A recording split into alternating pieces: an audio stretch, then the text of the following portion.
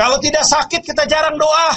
Kalau tidak ada persoalan, kita tidak tahu ada pemeliharaan Tuhan. Dan begitu ada persoalan, ada orang ngamuk kepada Tuhan, marah kepada Tuhan.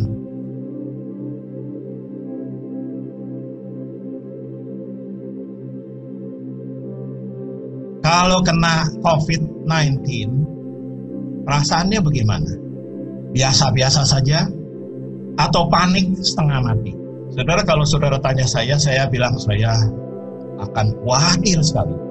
Saya akan panik walaupun saya sudah tahu, walaupun saya sudah siap. Tapi kalau kena, tetap saja yang namanya panik dan berusaha cari jalan keluar. Itu adalah reaksi yang natural dari semua orang. Saya kira Naaman seperti itu. Saya kira dia panik sekali. Dan dia berusaha cari jalan keluar. Dia kena satu penyakit yang tidak ada penyembuhan atau kesembuhan pada waktu itu. Sakit kusta. Bukankah itu mirip dengan situasi zaman sekarang, saudara? Jadi kita belajar ada dua hal. Yang pertama, realita hidup itu tidak selalu lancar bagi sebagian orang. Dan di sini orang yang dimaksud itu adalah mestinya orang yang jauh dari persoalan seperti itu. Alkitab gambarannya Naaman, seorang panglima, commander. Sebut saja commander in chief. Dia jenderal paling atas yang dipercaya oleh raja, orang terpandang, seorang pahlawan. Kalau dideskripsikan dengan bahasa zaman sekarang, dia punya 3P. Pertama, position. Kedua, popularity. Ketiga, dia punya yang namanya prestise. Kurang apa lagi? Dan kalau mau ditambah satu lagi, saudara, nama Naaman itu dari bahasa Ibrani Naem, yang artinya beautiful atau pleasant atau well-formed. Jadi dia adalah seorang yang penampilannya ganteng, menawan. Dan saya kira semua jenderal, panglima itu kebanyakan penampilannya seperti itu.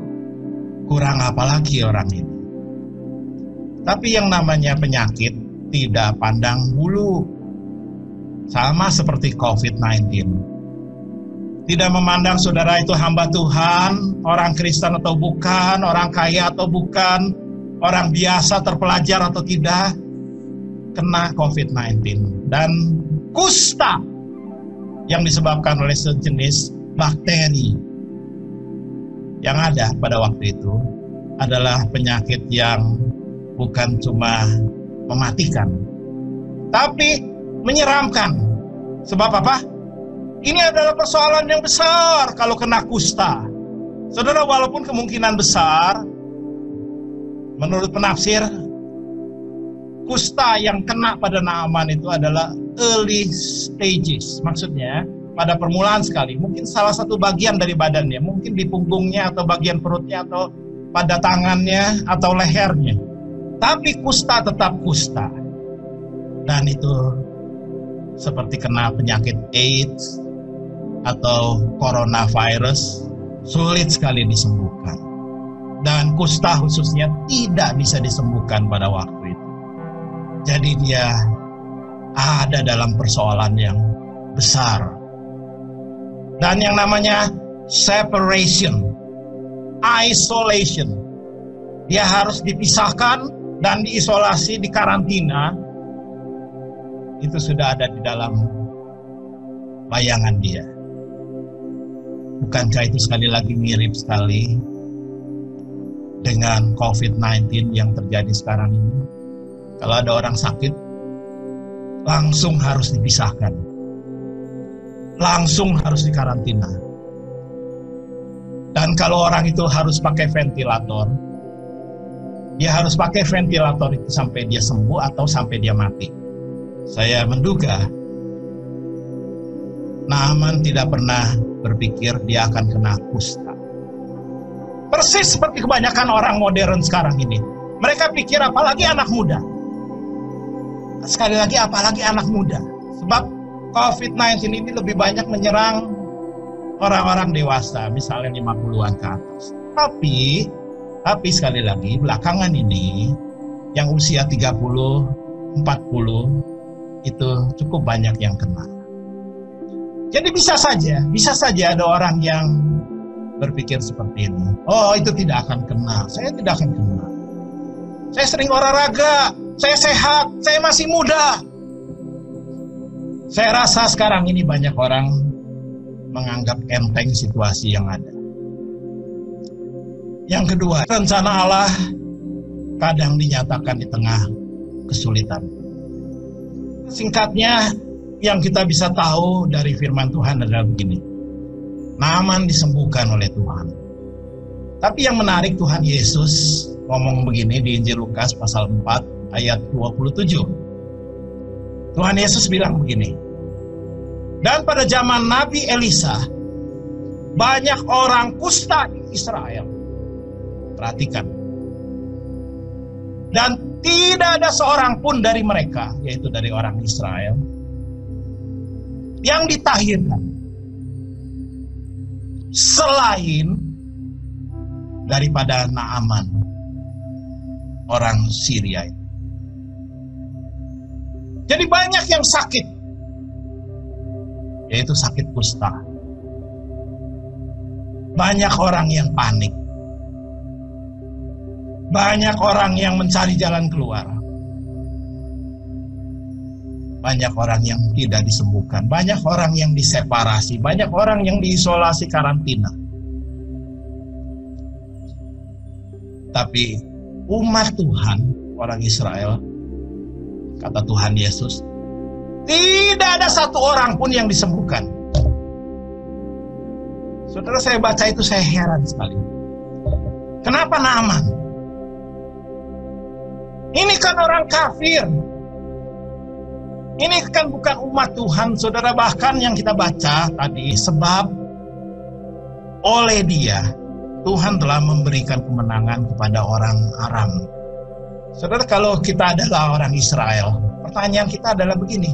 Aram itu Syria, itu musuh orang Israel. Sampai sekarang pun Syria bermusuhan dengan Israel. Ini musuh. Loh, kok Tuhan menyembuhkan orang yang namanya musuh? Udah gitu, saudara, pertanyaan kita adalah begini. Kapan Tuhan menolong Naaman? Memberikan dia kemenangan? Apakah setelah kejadian ini, yaitu dia kusta disembuhkan? Atau sebelum itu? Saya lebih cenderung pada penafsiran sebelum itu. Artinya apa? Artinya, bahkan sebelum Naaman mengenal Tuhan pun, sebelum Naaman percaya, dia sudah pernah ditolong oleh Tuhan. Dan berkali-kali ditolong oleh Tuhan. Yaitu Tuhan memberi dia kemenangan. Saudara, kalau betul seperti itu, ini adalah pelajaran yang berharga buat saudara dan saya. Artinya, saudara, Tuhan sudah bantu Naaman, sudah menolong dia. Ada providensia Tuhan pada dia, jauh sebelum dia percaya. Tapi ini orang tidak sadar. Dia ganteng, dia gagah, dia punya segala sesuatu. Kemungkinan besar dia kaya, sebab belakangan dia kasih harta, emas, perak, dan sebagainya. Tapi dia tidak tahu ada Tuhan, dan tidak menyadari pertolongan Tuhan kepada dia. Sebelum kita bilang Naaman atau banyak orang seperti itu keterlaluan, saudara, kita pikir jangan-jangan kita seperti itu. Kalau tidak ada persoalan, kita tidak mencari Tuhan. Kalau tidak sakit, kita jarang doa. Kalau tidak ada persoalan, kita tidak tahu ada pemeliharaan Tuhan.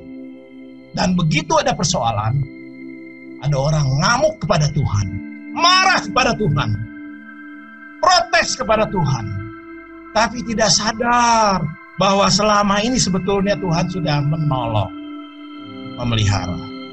Saudara dan saya adalah Naaman. Kita mirip sekali dengan dia. Dan banyak orang mirip sekali dengan dia. Kemungkinan besar kita tidak sadar ada pemeliharaan Tuhan, ada providensia Tuhan pada kita. Jadi hari ini saudara, kita harus menyadari itu, dan kita kembali berdoa, bersyukur kepada Tuhan. Kita masih bernafas, kita masih punya kehidupan, dan kita masih dikasihi oleh Tuhan. Jangan lupakan itu.